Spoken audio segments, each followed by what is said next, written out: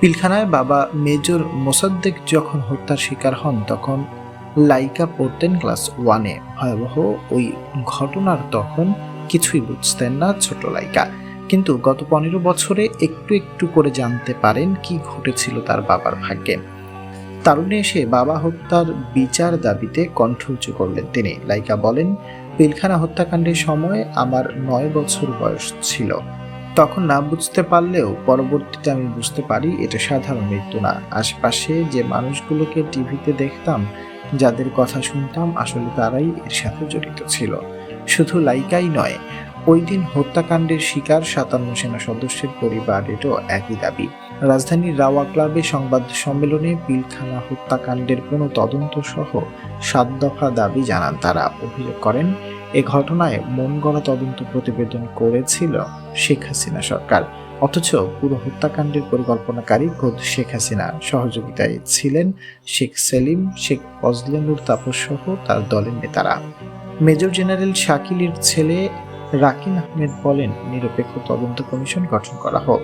অনেক সেনা অফিসার বিচার চাইতে গিয়ে চাকরি হারিয়েছেন, কেউ কেউ জেলে গেছেন। দরবারের শত শত অফিসারের জীবন ধ্বংস করা হয়েছে। ক্ষতিগ্রস্ত সেনা অফিসারদের পরিবারকে যেন যথাযথ সম্মান ও ক্ষতিপূরণ দেওয়া হয়। যেসব নির্দোষ দেশপ্রেমিক বিডিআর সৈনিক জেল খাটছে, সুষ্ঠু তদন্তে যেন তাদের মুক্তি দেওয়া হয়। তিনি বলেন, গত 25 ফেব্রুয়ারি এক আওয়ামী লীগ নেতা ফোন করে আমাকে বলেছিলেন ওনার নেত্রী আমার বাবা মাকে জবাই দিয়েছেন, যদি বেশি বাড়াবাড়ি করি তাহলে বাবা মার মতো আমাকেও জবাই দিয়ে দিবে। রাকিব বলেন, পৃথিবীর ইতিহাসে এমন কোনো ঘটনা ঘটেছে বলে জানা নেই যেখানে রাষ্ট্রের প্রধানমন্ত্রী অন্য একটা বিদেশি রাষ্ট্রের সঙ্গে ষড়যন্ত্র করে রাজধানীতে 57 সেনা অফিসারকে হত্যা করে। ওই দিনটিকে আমরা শহীদ সেনা দিবস দাবি করছি। গত 15 বছরে পিলখানা হত্যাকাণ্ডের বিচারের ট্রায়াল বা তদন্তকে আমরা মানিনি, কারণ প্রধান যে হত্যাকারী নির্দেশদাতা তিনি তখন ক্ষমতা ছিলেন। খুনি কি তার নিজের বিচার করবে? মুখ বন্ধ করে দেখতে হয়েছে কেমন করে তদন্ত ট্রায়াল প্রভাবিত করলো, ডাল ভাতের কথা বলল, নীরবতায় সহ্য করতে হয়েছে। এ সময় তিনি দাবি করে বলেন, পিলখানা হত্যাকাণ্ডের সঙ্গে সরাসরি জড়িত শেখ হাসিনা, শেখ ফজলেনুর তাপস, শেখ ফজলুল করিম সেলিম। নাটক সাজানোর নামে রহস্যশালা আর চাই না।